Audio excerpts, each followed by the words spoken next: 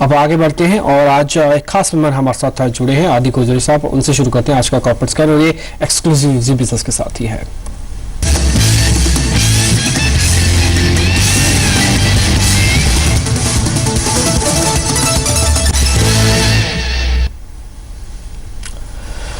Sir नमस्कार, शुक्रिया पहले तो जी बिजनेस को समय देने के लिए।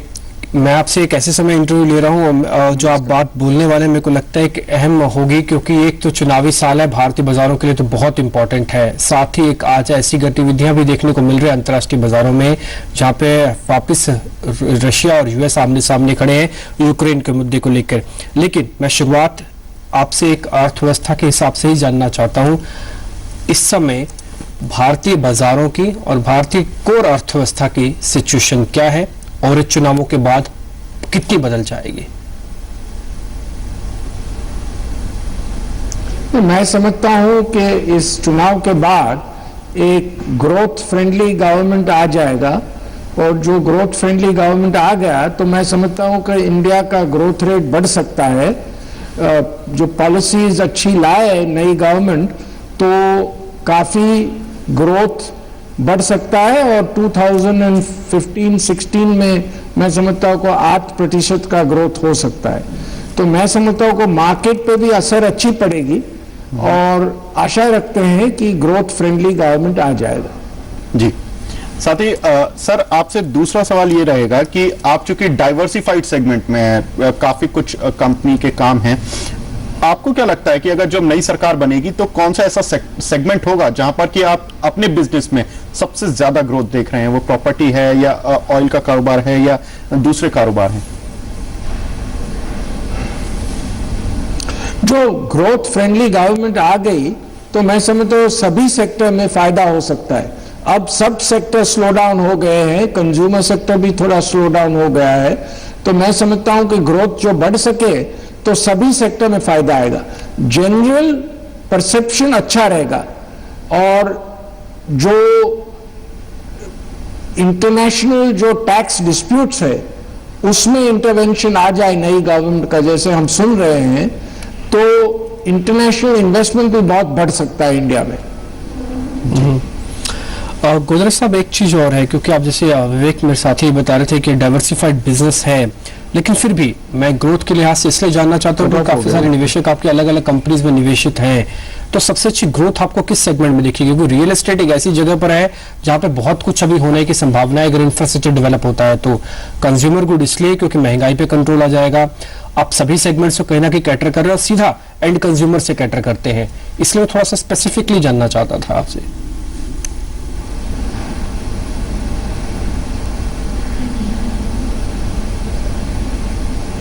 सुन पा रहे अपने को सर? चलिए, इनसे भी बात नहीं हो पाएगी, संपर्क वापस टूट गया है, जोड़ने की कोशिश करते हैं। बिल्कुल, लेकिन इस बीच अभी तक ये बात उन्होंने जो अहम रखी है वो ये है कि अगर कोई भी स्थिर सरकार वापस आती है और अच्छी पॉलिसीज लेके आती है तो आप ये देखेंगे, क्योंकि इनका बिजनेस एक ऐसा है जो कि रिफ्लेक्शन देता है आपके अलग अलग सेगमेंट में जो अर्थव्यवस्था के हैं, क्योंकि एंड कंज्यूमर के साथ ज्यादातर इनके प्रोडक्ट जुड़े हुए हैं। ये सारे फाइनल गुड्स के अंदर ही डील करते हैं, चाहे प्रॉपर्टीज का बिजनेस हो, चाहे इनका FMCG बिजनेस हो, या फिर ये कंस्ट्रक्शन बिजनेस के अंदर हो, कंज्यूमर बिजनेस के अंदर हो। इन सभी के अंदर ये कह सकते हैं कि इनका अपना मानना है कि अगर स्टेबल गवर्नमेंट आती है तो एक अच्छा मोमेंटम मिलेगा।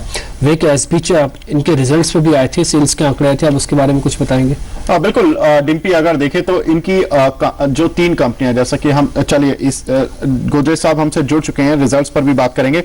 गोजरी साहब, जो सवाल था वो यही था, डिम्पी भी यही जानना चाह रहे थे कि प्रॉपर्टी कारोबार में आपको क्या लगता है कि एक अच्छी ग्रोथ आ पाएगी? क्योंकि अभी कुछ दिन पहले एक खबर भी आई है कि गोदरेज प्रॉपर्टीज ने करीब 565 करोड़ रुपए अपनी सब्सिडीज में इन्वेस्टमेंट करने की अप्रूवल भी ली है, तो क्या प्रॉपर्टी कारोबार बेहतर होने वाला है? मैं समझता हूं कि जो इकोनॉमिक ग्रोथ एक्सेलरेट हो गया तो जरूर प्रॉपर्टी रियल एस्टेट में फायदा रहेगा। अब सेंटिमेंट जरा वीक है, तो मैं समझता हूं कि इकोनॉमिक ग्रोथ अच्छी तरह बढ़ेगा तो सेंटिमेंट वापस अच्छी तरह आ जाएगा।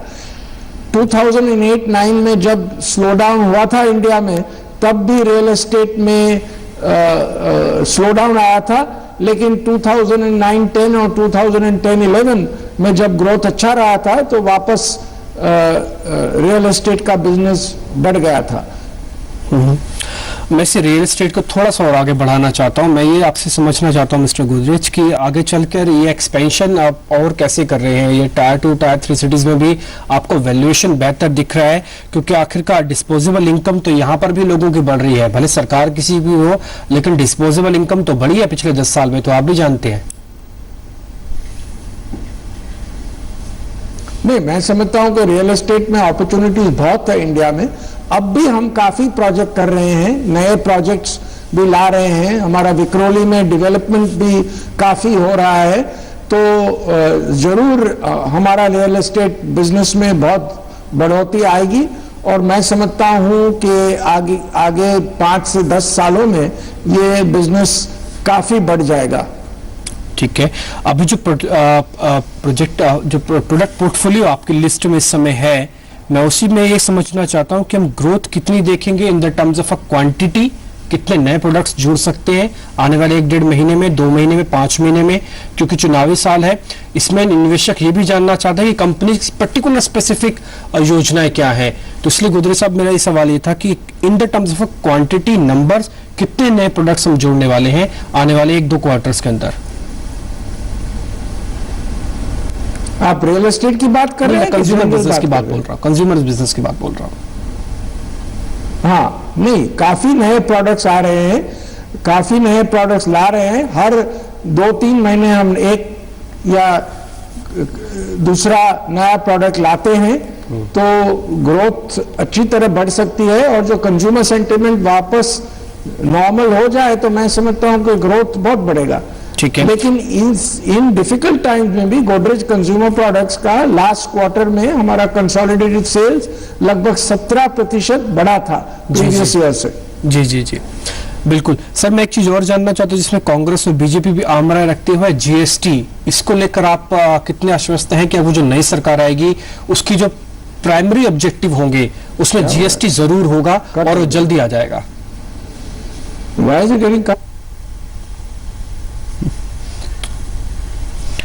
चलिए, जीएसटी पर काफी एक अहम सवाल था डिम्पी, और यहाँ पर उत्तर नहीं मिल पाया। अभी जैसे ही गोदरेज साहब जुड़ेंगे उससे शायद उत्तर मिले। लेकिन अगर देखें तो इनके कंज्यूमर कारोबार में अच्छी ग्रोथ रही है और एक कंसिस्टेंट परफॉर्मर रहा है ये शेयर भी देखे तो।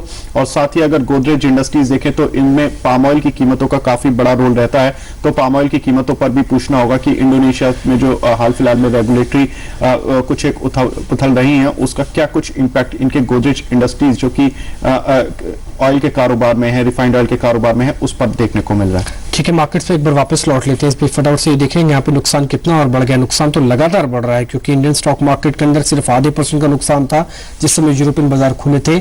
अब एक करीब 0.25% और बकायदा निफ्टी तो 1% नीचे आ चुका है। तो इंडियन स्टॉक मार्केट भी पूरी तरह से दबाव के साथ है। मिस्टर गोदरेज, आप सुन पा रहे हैं मेरे को? तो मेरा सवाल अभी ये था कि एक ऐसा टॉपिक है जिसपे कांग्रेस और बीजेपी आम राय रखते हुए जीएसटी, और एक बहुत जरूरी भी है, आप भी इसकी वकालत करते रहे हैं। आपको लगता है कि जो भी सरकार बनेगी अब चुनावों के बाद, वो जीएसटी को अपने टॉप एजेंडा में रखेगी और हम जल्दी अब जीएसटी को देखेंगे लागू होते हुए? मुझे जरूर लग रहा है कि जीएसटी एजेंडा में बहुत आगे रहेगा नई गवर्नमेंट की। और मैं समझता हूं कि जो जल्द से जल्द नई गवर्नमेंट जीएसटी का कॉन्स्टिट्यूशनल अमेंडमेंट इंट्रोड्यूस कर दे तो पास हो सकता है, उससे बहुत फायदा हो सकता है।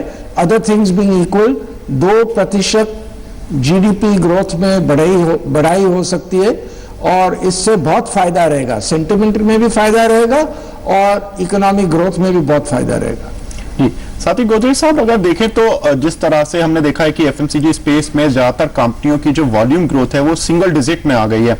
आपको क्या लगता है कि ये जो डबल डिजिट ग्रोथ है, क्या ये हम जल्द ही देख पाएंगे, खासतौर से गोदरेज कंज्यूमर की अगर हम बात करें तो?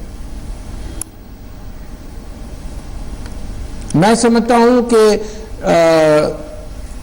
अक्टूबर ऑनवर्ड्स डबल डिजिट ग्रोथ वापस आ जाएगा कंज्यूमर सेक्टर में।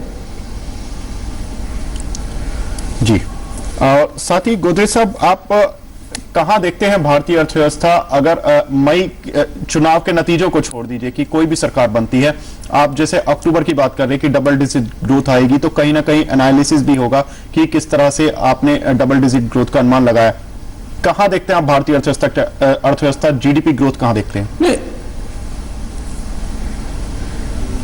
नहीं, मैं समझता हूं कि जो भी नई गवर्नमेंट आएगी वो रिफॉर्म पे बहुत ध्यान देगी, और रिफॉर्म पे जो ध्यान दिया तो जरूर जीडीपी ग्रोथ बढ़ सकती है। जीडीपी ग्रोथ बढ़ेगी तो सेंटिमेंट भी अच्छा रहेगा और कंज्यूमर ग्रोथ भी बढ़ जाएगा। ठीक है, मैं आपसे एक बिल्कुल आखिरी सवाल लेते हुए आपका शुक्रिया अदा जरूर करना चाहूंगा।